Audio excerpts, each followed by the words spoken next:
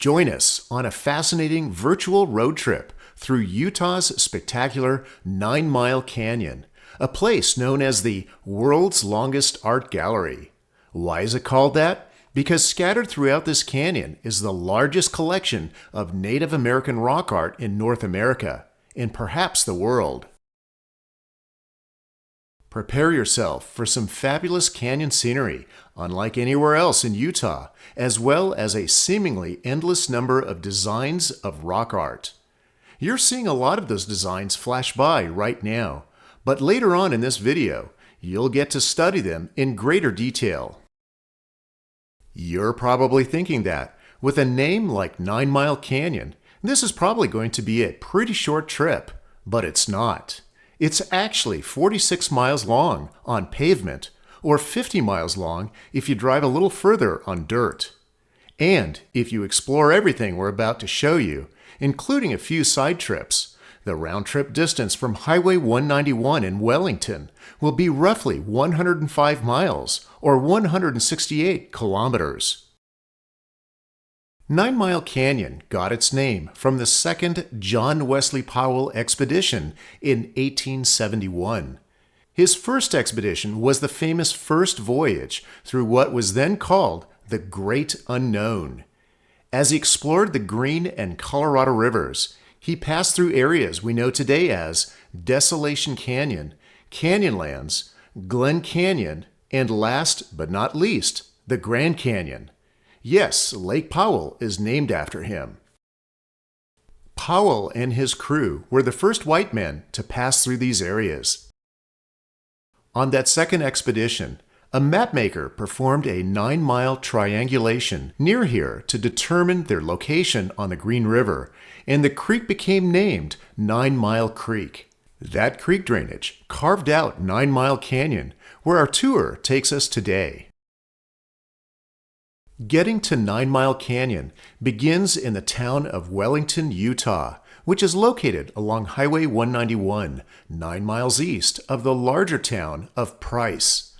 In Price, you'll find many businesses and services, such as hotels and eateries. The turnoff to 9-Mile Canyon Road, also known as Soldier Creek Road, is found on the east side of Wellington. Before you begin your exploration of 9-Mile Canyon, we highly recommend visiting the Prehistoric Museum in Price, which is operated by Utah State University. Not only does it have exhibits of numerous dinosaur fossils that were dug up at nearby quarries, it also has many exhibits with Native American artifacts from this area, including 9-Mile Canyon. Our tour begins in Wellington at the junction of Soldier Creek Road and Highway 191. Look for the information kiosk at the beginning of Soldier Creek Road. Also at this junction, there is a travel center and truck stop that has information and books for sale inside if you'd like to take something with you. Before starting up Soldier Creek Road, at the kiosk, be sure to reset your mileage counter because this is the point of reference for this trip. Be sure to check out our website's blog for the article that has more details, as well as any updates regarding this road trip. Now, let me explain a little bit about the rock art you'll see and the artists who created it. Like much of the other rock art in this part of Utah, most of what is in 9-Mile Canyon is the work of the Fremont people, then later the Ute, which is the tribe that Utah was named after. The Fremont occupied most of Utah along with small portions of all the neighboring states. They existed between the first year AD until 1300.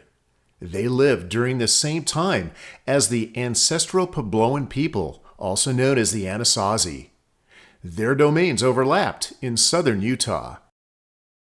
The Fremont culture was probably absorbed in today's Ute, Shoshone, and Paiute people, just like the Anasazi were most likely absorbed into the Hopi and Zuni cultures. Today, most of these cultures recognize and feel connected to the rock art left behind by their ancestors. A common design found in Fremont rock art are the trapezoidal anthropomorphic images, many sporting antennae. Some people would say they look like space aliens. You'll find such designs all over Utah, basically the Fremont's former range. Most of the rock art you'll see are petroglyphs. However, there are several pictographs too. You'll also see a few cowboy glyphs. If you're not familiar with these terms, check out our video tour of the Rochester panel, which explains in more detail the different types of rock art, how they were made, and who possibly made them. If you're interested in seeing more petroglyphs and learning about the Fremont people, the Rochester panel is located about 70 miles, or 112 kilometers, southwest of 9 Mile Canyon, near the town of Emory, along Highway 10. Further away, along Interstate 70, is Fremont Indian State Park, which provides a lot more information about the Fremont and their rock art. Now, back to 9 Mile Canyon. As you drive the canyon, look up high on the canyon walls for small ruins built by the Fremont. They are a challenge to find, and you'll need a keen eye to spot them. These were mostly granaries, where the Fremont stored their harvest for later use, or were used to make food offerings to their gods. One such granary is signed and easy to find. Something else to look for are these pit houses, former residences of the Fremont. There isn't much left of them simply because they've been eroding away for hundreds of years since the Fremont left. As you can see from these pictures, pit houses are very difficult to spot, but there's a site that's signed.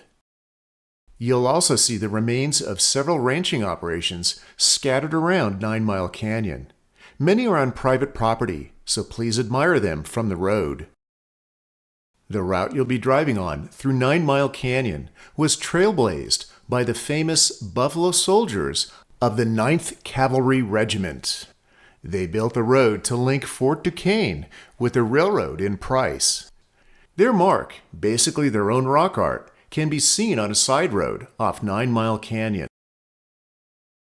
At the end of our tour, we'll also give you a quick glimpse of Range Creek, a neighboring canyon that has very limited public access. While it lacks the rock art found in 9 Mile, it offers a wealth of Fremont artifacts, including pit house ruins and ancient granaries tucked into the cliff faces. Okay, let's get this tour on the road. After leaving the travel center and kiosk in Wellington, Soldier Creek Road slowly climbs towards the looming Book Cliffs, which is the escarpment of the Tavaputs Plateau. Don't forget to reset your odometer. If you're unclear of what exactly a plateau or an escarpment is, check out our video that explains the differences between plateaus, mesas, buttes, and other common geologic features found around here. Knowing these terms will help you better understand Utah's scenery. The road finally pierces through the Book Cliffs and enters a canyon at 11.5 miles from the kiosk. Our first point of interest is the former site of the Soldier Canyon coal mine. It operated from 1976 until 1999. When we passed through here in 2019 and 2021, the remains of the mine were still intact. However, the site was completely rehabilitated in 2023, and today there's no sign that the mine ever existed except for a bunch of flat, bulldozed land. The Book Cliffs are a long, horseshoe-shaped escarpment stretching some 50 miles. The Tavaputs Plateau includes sediments laid down during the swampy times of the Cretaceous period, when the dinosaurs ruled the earth. As you may remember from your grade school science class, after the dead remains of the dinosaurs and the vegetation of the day were buried with the sediments, they turned into what we call fossil fuels, and here in the Book Cliffs, that fuel turned out to be coal. For that reason, the area around Price was once one of the biggest coal producers in the country. However, over the past 20 years, most coal mines have gone idle with just a few still producing. The Soldier Canyon coal mine is completely gone now, but will always be part of the area's rich coal mining history. Our road exits the top of the canyon at about 16 miles. It then turns east, passes through a shorter canyon, then descends into 9 Mile Canyon itself. At about 21 miles, you'll see this Welcome to 9 Mile Canyon sign, and you are now on 9 Mile Canyon Road. To give you an idea of how big 9 Mile Canyon really is, here's a Google Earth flyover, starting from when we first entered through the Book Cliffs. Here's the beginning of the first canyon where the coal mine was. We pass through that second short canyon. Then the road enters the top of 9 Mile Canyon and turns to the east. As you can see, the canyon continues heading east. From here, it's about 20 miles to the last rock art panel and about 40 miles to the Green River. Unfortunately, the road doesn't go all the way through to the Green River. The first rock art panel site is found about 26 miles from the kiosk. Most sites are well marked now with signs like these.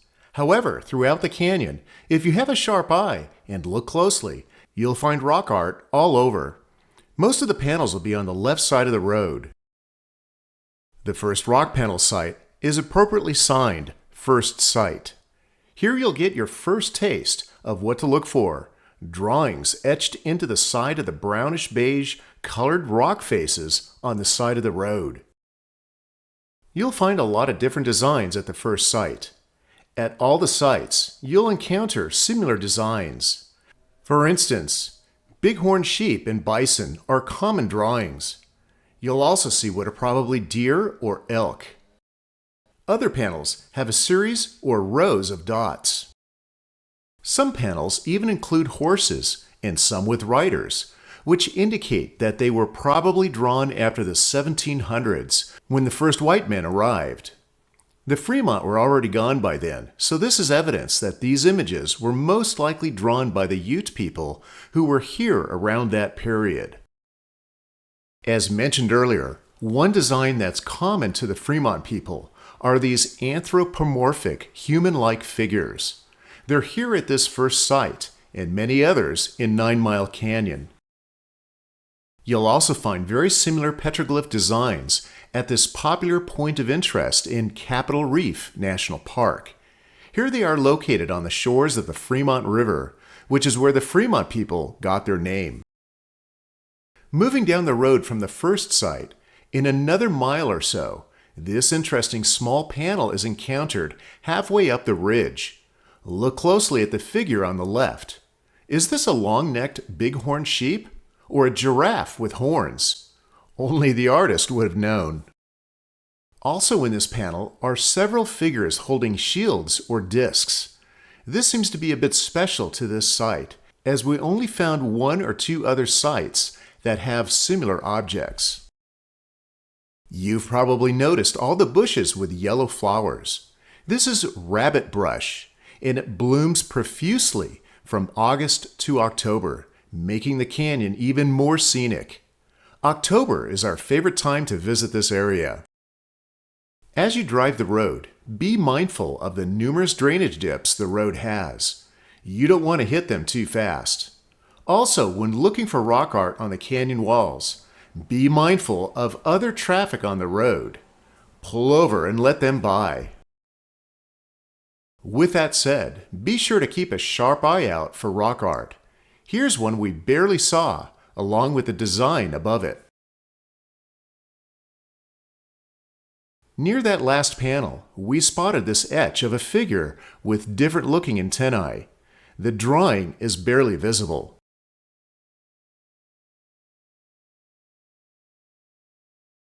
Just before mile marker 31, the few deteriorating buildings on both sides of the road mark the location of the small town of Harper.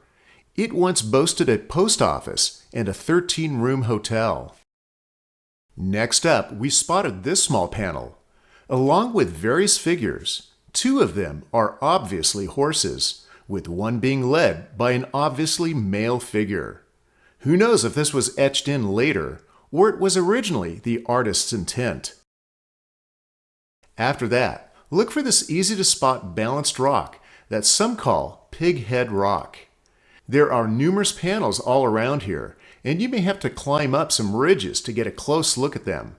Again, there are some unique designs found here. More rock art can be found a short distance down the road.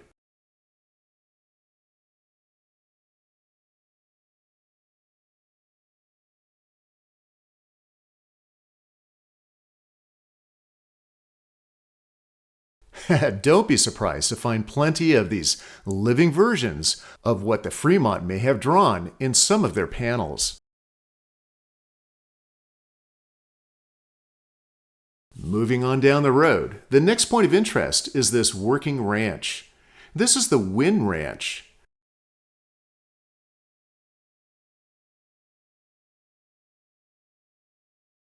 Just past it at mile marker 33 are some old buildings and ranching equipment. There are remains of old ranching artifacts on both sides of the road. Before wandering around to enjoy looking at them, make sure to park your vehicle well off the road and don't forget to look for traffic when crossing the road. Nearby were the remains of several log cabins. One building in particular was covered with this nicely weathered roof. Also nearby was this corral. The truck was particularly interesting. Walking in, you can still check out its cab. Naturally, if you're into photography like we are, you might enjoy this site as there's many photogenic tidbits and scenes to take advantage of. Keep in mind that this is all private property. Please respect these timeless examples of the past. Some of the buildings are behind a fence, but can easily be enjoyed from the road as they're very close by. There are several other ranches you'll see further down the canyon that add even more scenic beauty to this drive. The next stop down the road is well marked and is one of the more popular panels in the canyon, Coyote placing the stars. The main panel is high on the ridge above and might be difficult to look at without binoculars. Luckily, a spotting pipe was installed that focuses in on the main subject. And that main subject is this figure that supposedly looks like a coyote and is surrounded by all of these dots, which are supposedly the stars that the coyote placed there.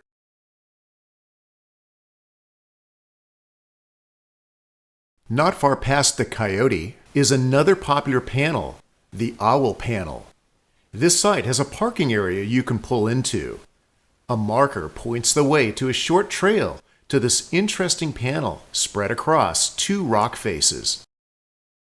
As you can see, the dominant feature is this owl. We've never seen a rock art panel depicting an owl. A smaller owl can be found just below the big one. The panel includes various other animals, mainly bighorn sheep and one bison, or maybe a boar. There's also what seems to be a footprint of an animal with big claws, maybe a bear? A close look at the figures in this panel reveal how deeply the artists carved into the rock, making them stand out more than we've seen at other panels in 9 Mile Canyon. Continuing down the road, remember to keep a sharp eye out for more panels. Some are high up, and others are not far from the road. This particular panel had another very unique design, like nothing we've ever seen before. There's also a few cowboy glyphs from the 1800s. Near this cowboy glyph, we found our first pictographs that seem to resemble a series of figures. They're located on lighter colored rock.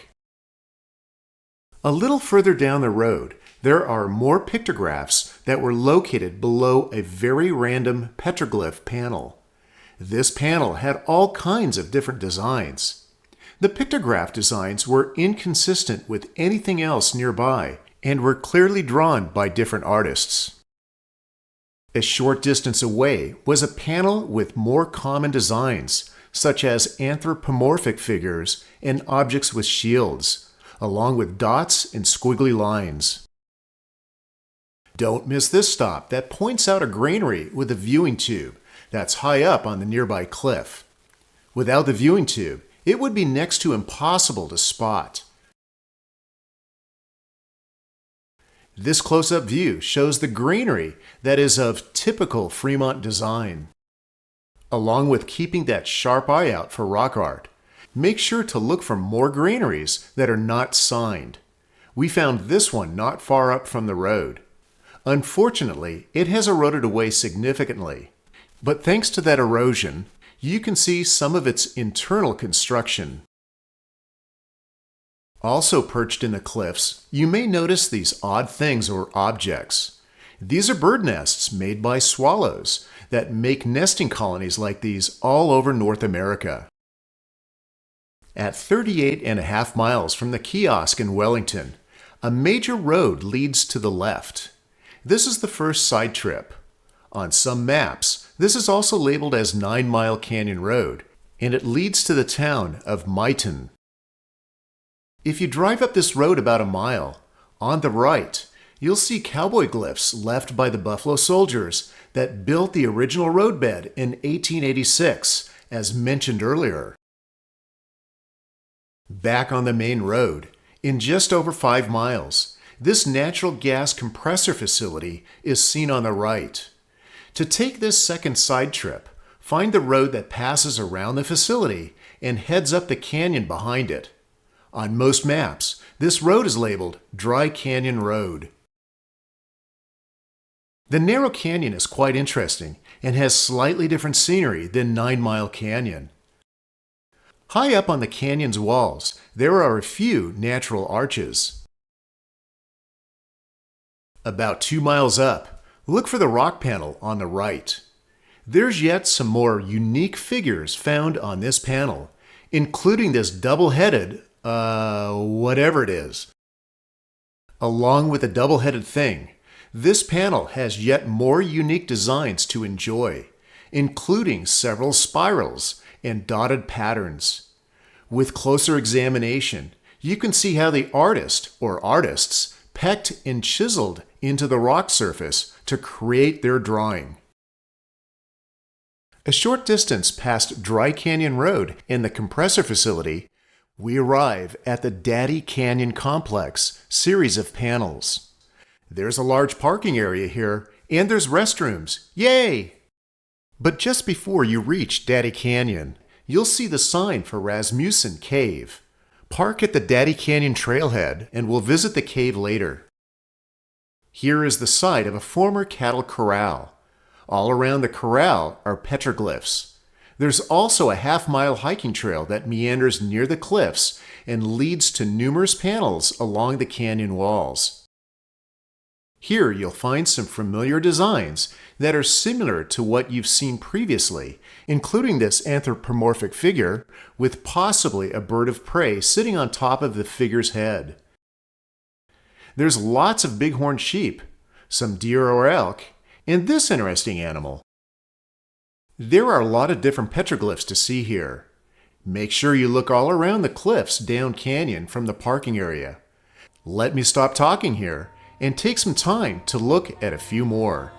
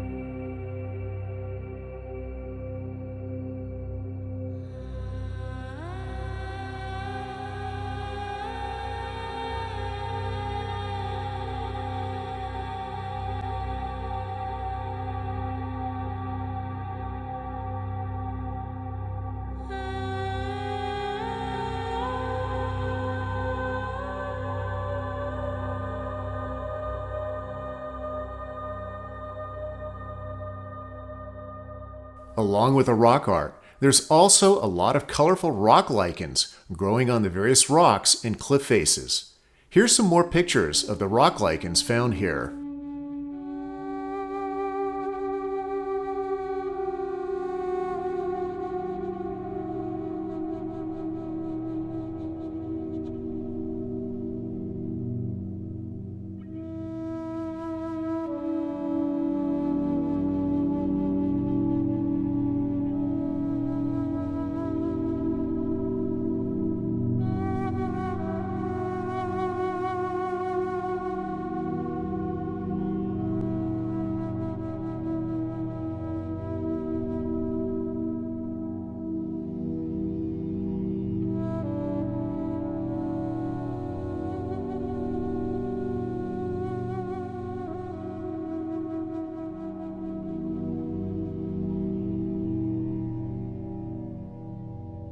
Now let's walk over to Rasmussen Cave.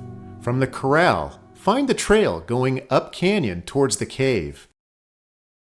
As you might guess, this rock art is found inside a cave. These are a little different than the other rock art you've seen so far. These were scratched into a lighter colored rock surface. This is also the site of some unfortunate damage to a pictograph. The rancher here was tired of being pestered by people trespassing on his land to see the rock art inside the cave.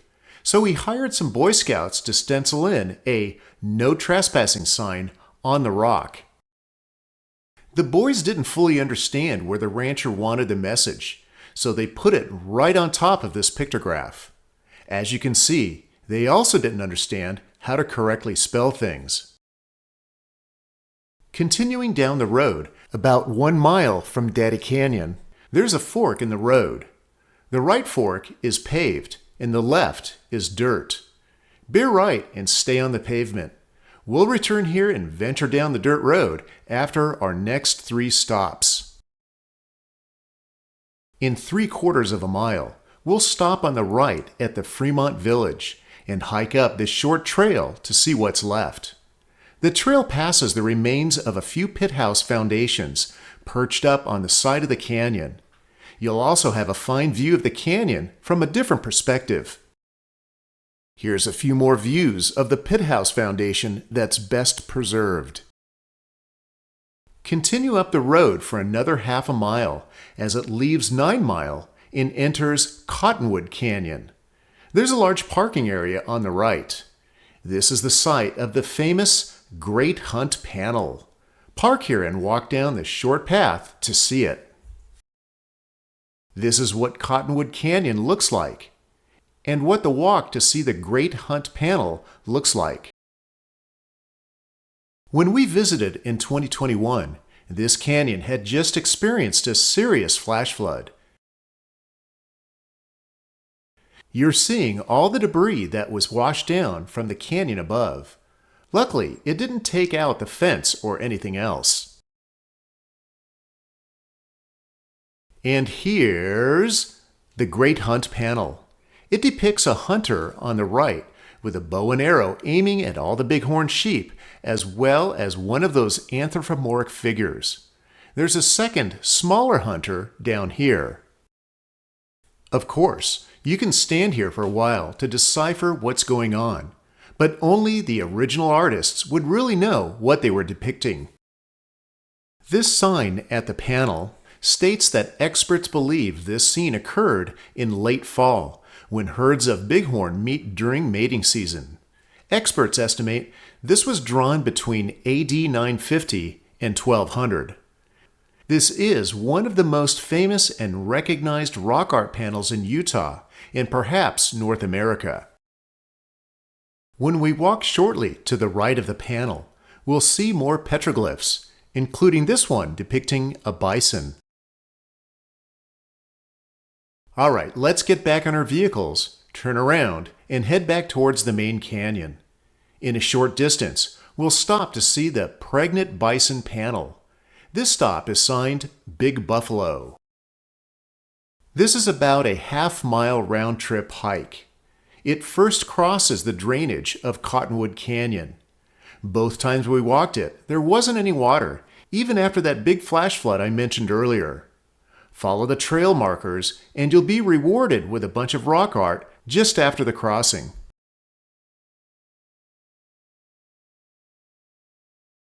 This isn't the pregnant bison. That comes up at the end of the walk. After inspecting the petroglyphs, continue following the trail down canyon. There might be some bushwhacking involved. Keep your eye out for more rock art on the right.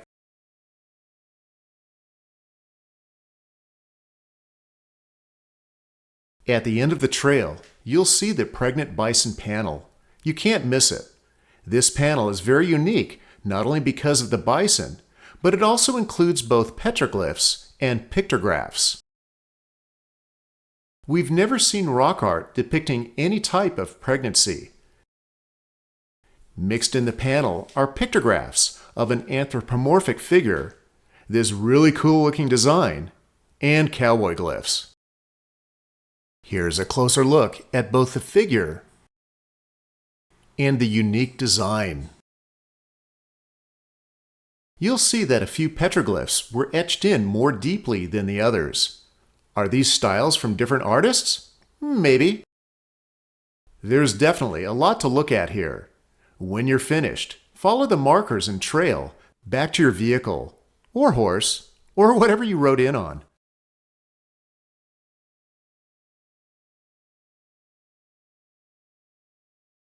Typically, this is as far as most people go, simply because this is the end of the pavement.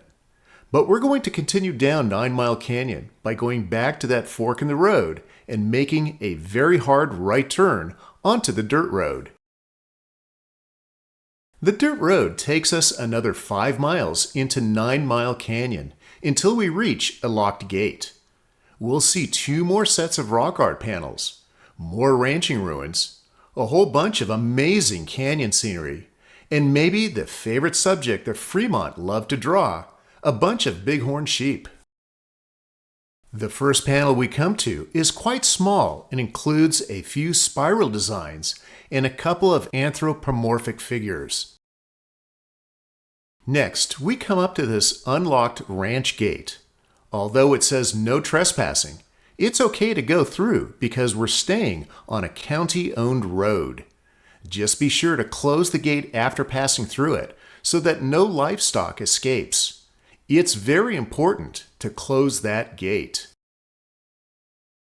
Driving down this portion of 9 Mile Canyon, be sure to look up on both sides of the canyon. The canyon walls here get more dramatic, revealing different colors, sculptured rock, and cliff faces with a lot of strata. It's quite spectacular. You might wonder, what is the reason why the Fremont drew so many bighorn sheep? Well, maybe because there were a lot of them roaming around during their day, more than today. They certainly drew a lot of them. For that reason, keep a lookout for bighorn sheep around here and throughout 9 Mile Canyon. We were very lucky and saw an entire herd of them. You've got to have a keen eye to spot these critters, as they blend in very well with the canyon scenery. Can you make them out in this scene? About 3 miles from the unlocked gate, there are 2 more panels. One is close to the road, and the other is located up in a cave about 15 feet above the road. Finally, we reach the locked gate. Clearly, this rancher does not want any visitors. Adventure seekers can continue their drive up North Franks Canyon, which connects to a road leading to the Green River. We turned around here and went all the way back to the starting point in Wellington. Before we end our tour of 9 Mile Canyon and jump over to Range Creek, I'll bet you'd like to learn more about what there is to see in this part of Utah. We can help you. We've explored this area thoroughly and can share it with you. Start with our website at backroadswest.com. Select this option to learn about our tour planning and guiding services, where we can help you plan an itinerary to visit these places, or even take you on a multi-day guided tour to see them. Be inspired to see more of the Southwest by watching and reading content from Backroads West from either our blog or perusing our YouTube channel to go on more video tours. Do you like what we're doing? Learn more about how we create our content and the services we can offer if you find the need to have any type of training video or other material developed to fit your needs. Our Content Smith website will tell you all about it. And of course, check out our website showcasing timeless images of the Southwest that you might want to just hang up on your wall. All right, let's move on to Range Creek. So that's the end of our tour of 9 Mile Canyon, but we do have a little more to show you. That little more is a visit to a canyon called Range Creek, which is about 30 miles or 48 kilometers due south of 9 Mile Canyon. We were part of a guided tour that took a handful of people to this lovely canyon. Most of Range Creek Canyon was owned by a longtime rancher and was, of course, private property. This meant that the canyon was always off limits to the public. Over the years, the rancher found a lot of Fremont artifacts in the area, and they were reported to archaeologists at the University of Utah. Because this was private property for so long, most of the artifacts left behind by the Fremont were untouched from when they left this area around AD 1200. When archaeologists from the university arrived, they found over 400 sites containing a treasure trove of artifacts. In 2003, the land in Range Creek was sold by the original ranch owner to the state of Utah. It is now managed by the Natural History Museum of Utah, which is part of the University of Utah. On our tour of Range Creek, we passed by numerous green meadows and other areas very lush with natural vegetation. There are a large number of granaries here, clinging to the canyon walls, almost hidden and difficult to spot. Experts believe that these structures were used to store their food supplies and possibly to present offerings to their gods. You'll also find the remains of pit houses and villages. These are also difficult to spot. You won't find any large ruins such as those in Mesa Verde or in Arizona. The Fremont didn't build like that. They built small huts that have mostly eroded away over time. What remains now are the footprints of those huts, like these rock circles. A guided tour of Range Creek will take you to some of these sites. It will also visit the ranch where the original rancher used to live. If you're lucky like we were, one of the archaeologists working at the ranch will give a presentation. Our presentation was also attended by the local turkey gang that resides here, as well as the ranch dogs. They were all ears like we were. You'll also get to see the buildings the original rancher lived in and used for many decades. Many of the buildings are open for closer inspection, are nicely kept, and still have the old fixtures. You'll also see the lab used when studying the artifacts. Carbon County offers tours of the canyon every month. To find information about these tours, Google Tours of Range Creek, Utah. These tours are limited to only so many people, basically what these two vans can seat comfortably. The guides know where to stop along the way to see the various archaeological sites. Here's the group we went with. We're the two happy tourists on the left. We hope you enjoyed our detailed tour of 9 Mile Canyon and a glimpse into nearby Range Creek. Be sure to check out our website blog at backroadswest.com for more details about this tour. Plus, it has a picture gallery of many of the rock art sites where you can take your time to look at dozens of the rock art designs at your own pace, rather than watching them fly by in the video you just watched. So, until we take you on our next virtual video tour, we bid you happy exploring.